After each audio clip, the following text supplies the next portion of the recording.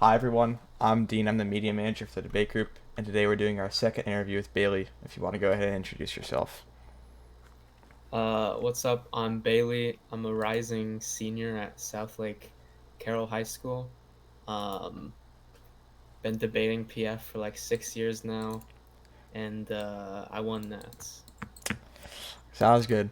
Okay, if you want, then we can go ahead and get right into the questions. So the first section is more about your personal experience. So, what is like one of the hardest rounds you've ever had in your career? Hardest rounds.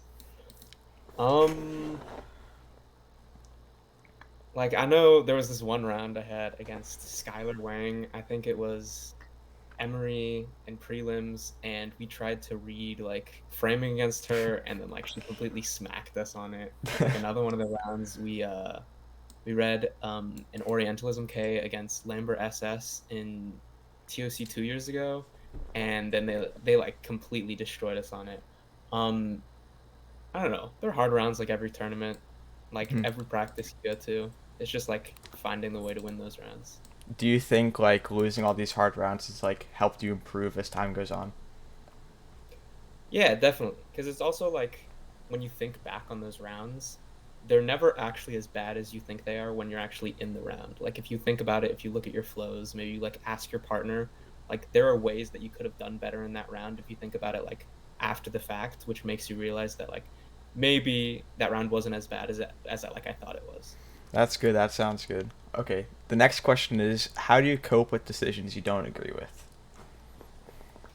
Like in round decisions? Just like judge ballots, like if you judge screwed or whatever. Oh, yeah. I mean,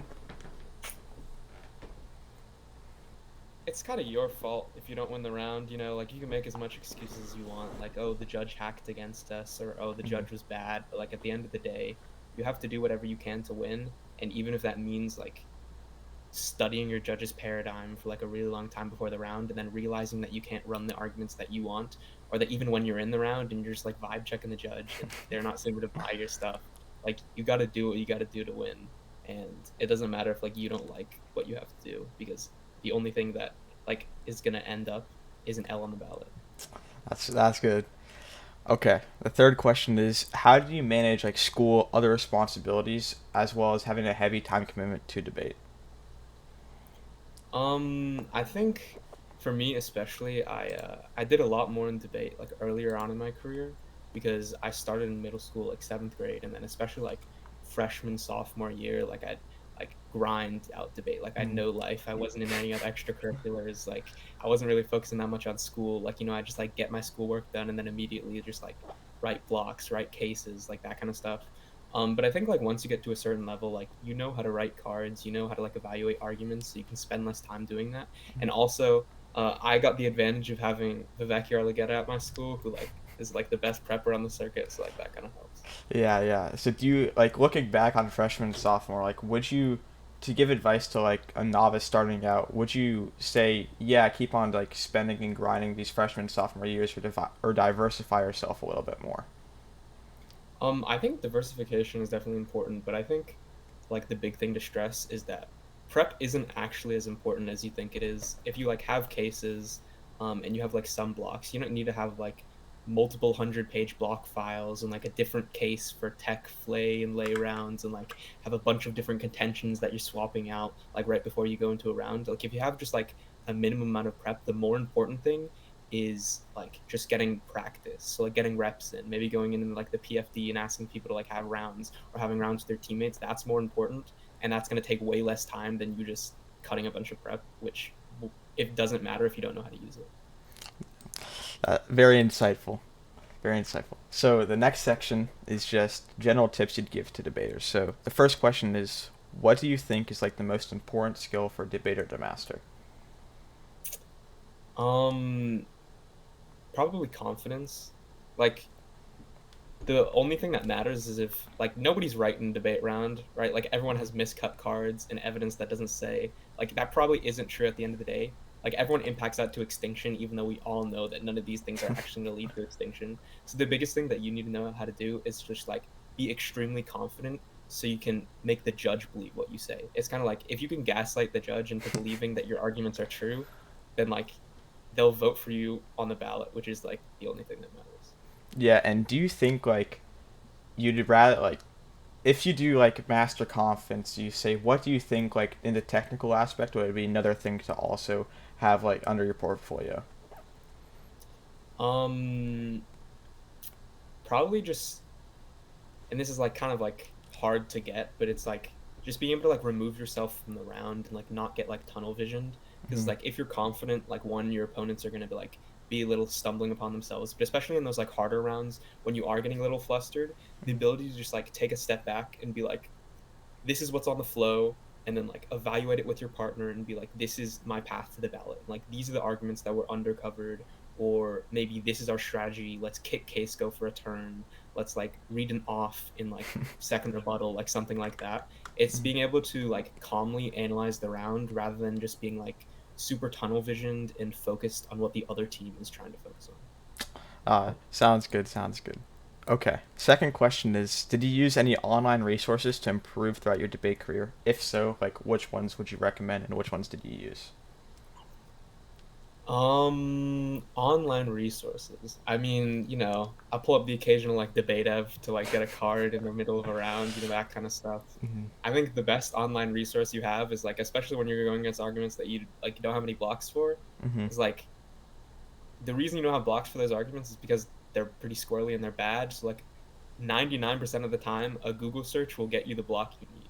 It's Mm-hmm. like that's the only one I use. Like I'm in rounds, I hear an argument I don't know, I do a Google search, I pull up a couple links, and I'm like, this is my rebuttal. Yeah. Outside of the round, like if you're training, like if you're a novice and like you don't have that much time to compete, do you think like you can do anything else? Like, did you ever watch like PF videos or anything along the sort? Oh yeah, like watching and flowing like rounds, especially on like PF videos and like other ones that have been uploaded, those help. And then like I don't know, joining like the PFD and asking questions and like the Discord and being like, hey, I don't know what this argument is, or like how do you respond to this, like that kind of stuff. And then just like making friends and then being able to have rounds with them. Like that's good. Yeah, that's really really important. Okay. What do you think are some of the best drills that you can do for improvement, whether they take a long time to actually be useful or it's like instant? Um, this might I have like a kind of unique perspective on this because I don't really do drills. Like Mm-hmm. I've done maybe like four speech redos like ever. But because I think that like doing specific drills to try and make like one specific aspect of the round better isn't really that helpful. Instead, you should just like have a bunch of practice rounds because like everything works together. So like me isolating how to, I don't know, like salvage the round like might help, but like I'm not gonna be in that situation if I never had to be like if I never had to salvage the round in the first place because I made the right decisions earlier in it. I think the only one that like actually is really helpful is like frontlining drills and just like you were talking about, like going on PF videos, seeing like a really good first rebuttal or something, and then having to frontline everything in like a minute, for example. Yeah. Do you know like off the top of your head, it's okay if not, any videos that you've done that for that you'd recommend specifically? Um, the one that's coming up to my brain right now, go to like I think it's Adina JS versus Strike DY Emery quarters this year. That's a That was good a one. pretty fast round. Yeah, and we'll link that in the description of the YouTube video for you guys to watch. Okay, the fourth question is: at what point in someone's debate career do you think they should go attend a summer debate camp? If so, which one would you recommend? I think there are like different like levels of debate camps because like um going to some of them, like especially when you're like coming straight like first time debate, you don't know what PF is, like you don't know the event. Mm. I don't think debate camp is really going to be helpful for you, especially the ones where you're spending like thousands of dollars and going to like 2 weeks straight in like NSD Philly, for example. Like I don't really think that's going to be the most helpful for you because like you don't even know the basis, and the people that are there are like first year outs and people that know the event, but they're not really the best teachers. So they're there to like once you have like a baseline level of skill to be able to like build upon that. So to go to like those kinds of camps, probably like I don't know, once you've been doing the event for like maybe a year or two, you're like able to break at locals, that kind of stuff. But if you're just starting, then there are a lot of like free resources that are really good. Like I know Nova is a free camp that like you can go on. It's online, like you can learn that kind of stuff. And then like camp isn't also the only way to improve. Like you can ask people in the circuit questions, and like most people will answer you. Yeah.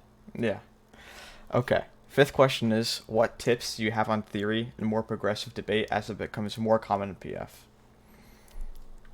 Um, it's just a normal argument. Like theory is constructed like the exact same way as any other argument, right? Like the interp and it's just like structured differently. Like you're not gonna have an interp and violation on like a normal like argument, but like the standards or the warrants, the voters or the impacts, like that kind of stuff. Like the underview is just an extra like pre-written weighing like coming out of like when they read the shell, like that kind of stuff. So once you get past like the mental block of being scared that this like new type of argumentation is being read against you, um I personally think that like progressive debate is the most fun because it's like there's no like that big of a prep barrier. It's just like Yeah. all critical thinking and being able to respond to arguments on the fly. So it's like I don't have to have a bunch of like prepped out blocks if I can just like look at your standard and be like it's stupid and then tell you a bunch of reasons why. Yeah, and do you think like hitting more of these progressive arguments also help you in like substance when you can respond to like squirrely args? I think so. I think it's kind of like the inverse though. Like Hmm. you shouldn't be like reading progressive arguments until like you're good at sub because all the skills just like translate over just like Yeah. to a higher level. So like all the sub skills that you're going to need to have, like being able to handle speed, like being able to make analytical responses, frontlining, backlining, like collapsing, weighing, all that stuff you're just Hmm. going to have in a theory round. So if you just try and go read like I don't know, five off, but you don't know how to like run any of those and you can't handle speed anyways, then you're just going to confuse yourself and you're not actually going to improve. So I think you need to like have a baseline level of skill and substance before you get to those progressive arguments. But then like when you're at that level, then yeah, I think it does help with like especially making analytics. Yeah, yeah. And like, do you think like let's say you're hitting a new progressive argument, like do you think someone should pull up like the back files like A2 disclosure theory, or do you think it'd be more helpful for them to like use their own analytics? Because I know in some instances it's more beneficial to pull up back files, but like which one would you prefer? I mean, it can work both times, especially if like the team you're hitting isn't like experienced progressive debaters, and you can Hmm. like tell that. Then the back files help a lot because they don't know like the normal responses. Yeah. I think back files are helpful, especially for like having counter interps, that kind of stuff, like responses to the RVI debate. Mm. Uh, just like things that are gonna happen in every theory round that like you don't have time to write like a five standard counter interp off the top of your head without using all your prep time. So like that's when the back files come in handy. But I don't think the problem with back files is that like there are always going to be nuances and arguments that they can't always account for, and unless you already know how to implicate those responses from your back files, then it's not going to really help. And Yeah. since like progressive is almost all critical thinking, other than like critical literature, but like that's Yeah. a different debate. Well, you can still like use critical thinking for that, Hmm. but you'd be able to make those responses anyways. Like the back files aren't really that helpful. Yeah. Okay. That's really interesting. The sixth question is there any particular debater you looked up to? If so, like what rounds they have online or yeah. I think I got really lucky because my school, we had like a couple years in a row of having like really talented debaters that I got to have like a bunch of rounds against and then also like look up to. So like a couple years ago, there was a guy, he finaled TFA state, Amir Mohsen. And then like the year above me, like Ambu, Isha, Shreya, like Isha and Shreya semi TOC this year. Like I Mhm. won Nats with Ambu, he quartered TOC, he octa TOC as a sophomore, like that kind of stuff. So like I always have these people that like I constantly knew were better than me and I could look up to within my teams. Like those are the role models I had, and they have a couple rounds on. That's good. That's good. And do you think it's like necessary for someone to have like a role model in front of them, or do you think there's enough things out there online, like on the PFD, that other people, novices, can also use if they don't have someone to look up to? I think a role model is fine if you like personally know them. I think it kind of gets into like a little bit of a gray area when you're starting to idolize people you don't know, and it gets into like clout culture, and you're kind of like projecting them as like this god of debate that can't do anything wrong. Hmm. But if like you personally know them and like you've seen the work that they put in, I think it's fine to like treat someone as like a mentor. But you should always just like have in the back of your mind that like that's a goal you want to reach, not like a height that you'll never be able to get to. It's like I admire this person because I've seen the work they put in, and I want to do that same thing so that one day I can be better than them. Yeah, that's really good. Well, Billy, that's all of our questions we had. Thank you for attending, and we hope to see you again next time. All right, sounds good. Okay.